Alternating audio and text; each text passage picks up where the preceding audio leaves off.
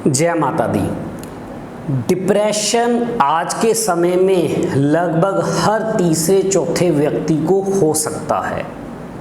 जन्म कुंडली के अनुसार डिप्रेशन क्यों होता है, किन लोगों को थोड़ा बहुत डिप्रेशन रहता है या किन लोगों को डिप्रेशन में जाकर के कई बार मेडिसिन भी खानी पड़ती है डिप्रेशन को दूर करने के लिए, या कुछ लोग डिप्रेशन में जाके या तो घर से कहीं दूर चले जाते हैं अकेले, या किसी भी तरह से सुसाइड अटेम्प्ट कर लेते हैं, या कई बार जेल यात्रा या किसी की बंदिश में रहने से भी डिप्रेशन हो जाता है। कई तरह का डिप्रेशन होता है। इस वीडियो में मैं आपको हर तरह के डिप्रेशन का बताऊंगा, आखिर तक बने रहिए, उपाय भी देंगे। डिप्रेशन ज़्यादातर जन्म कुंडली में देखा गया है दो ग्रह देता है, एक तो चंद्रमा और एक बुध।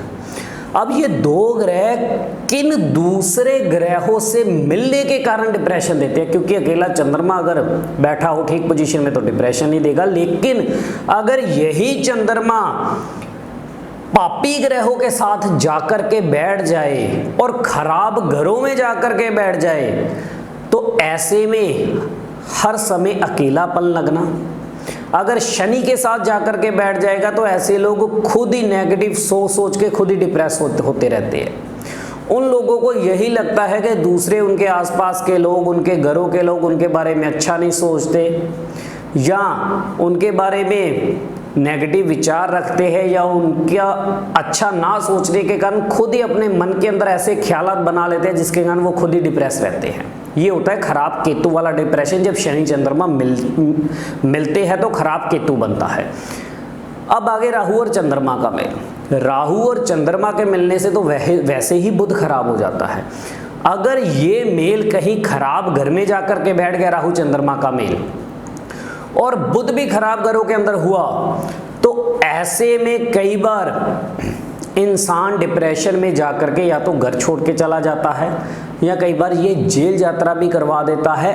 अगर बुध खराब घरों में हुआ और राहु और चंद्रमा का मेल भी खराब घरों में हुआ, जैसे मान लो 8वें घर के अंदर राहु चंद्रमा का मेल है और 12वें घर के अंदर बुध बैठ गया, या 10वें घर के अंदर राहु चंद्रमा का मेल है, पंचम में बुध बैठ गए, यानी कि अब इनका टकराव भी हो गया और राहु चंद्र के मिलने से बुध खराब भी होगा, तो ऐसे में कई सालों तक भी जेल यात्रा होने का डर रहता है, या बदनामी होने का डर रहता है, या इंसान डिप्रेशन में आके सुसाइड अटेम्प्ट भी कर सकता है। इस तरह का डिप्रेशन।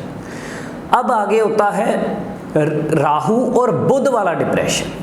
राहु और बुध वाले डिप्रेशन में भी लगभग इस तरह की सिचुएशन ही बनती है, जिसमें खास करके अगर राहु और बुध का टकराव आ जाए, और ये टकराव किन घरों में, अभी हमने आपको बताया कि 8 और 12 का टकराव, 10 और 5 का टकराव, या किसी भी तरह से राहु की टक्कर जब बुध को लगे, मान लीजिए राहु चौथे घर में है, बुध 11वें घर के अंदर बैठा है, या लगन का राहु है और अष्टम का बुध है। हालांकि इन घरों के अंदर टक्कर उतना बुरा नहीं देती जितना 8-12 का टकराव होगा या 10-5 का टकराव होगा। ऐसे में जेल यात्रा या सुसाइड अटेम्प्ट कर लेना, इस तरह के हालात बनते हैं। और ऐसे जो लोग होते हैं वो कई बार अपने व्यापार को लेकर के भी बहुत ज़्यादा परेशान हो जाते हैं, या व्यापार एकदम से ठप हो जाता है, चलता चलता काम एकदम से ठप हो जाता है, फिर भी कई बार डिप्रेशन में चले जाते हैं। इस तरह के हालात बनते हैं।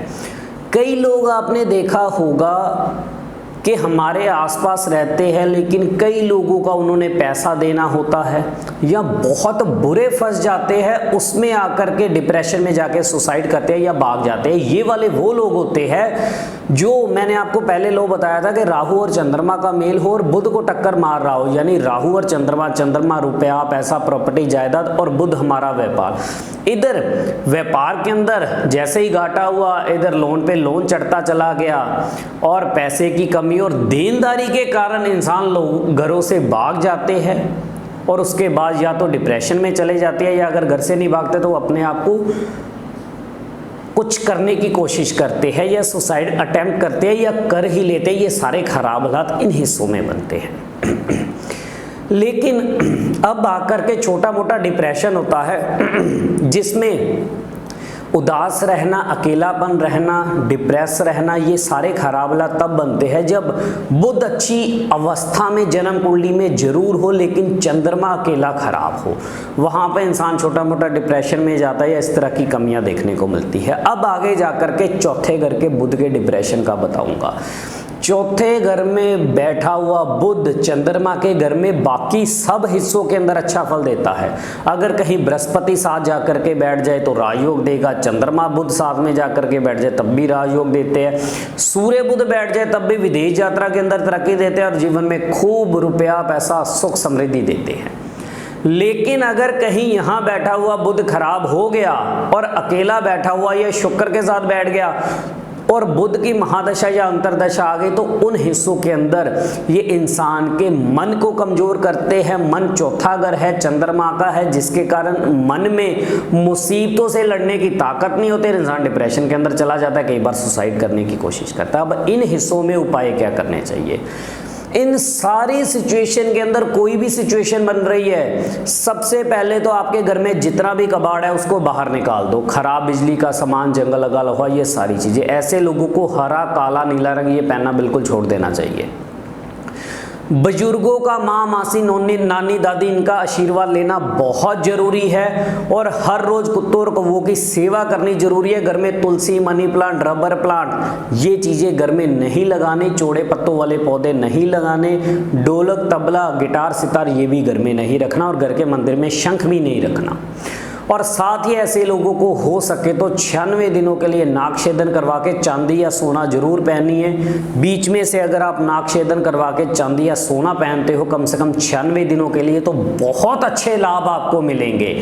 और साथ ही ऐसे लोगों को कुत्तों कौवों की सेवा तो जरूरी है ही, अगर शनि चंद्रमा का मेल है तो बैंसे की सेवा भी ऐसे लोगों को जरूर करनी चाहिए और छोटी छोटी कन्याओं को कुछ ना कुछ समय समय पे खट्टी मीठी टॉफियां देके उनका आशीर्वाद लेते रहना चाहिए।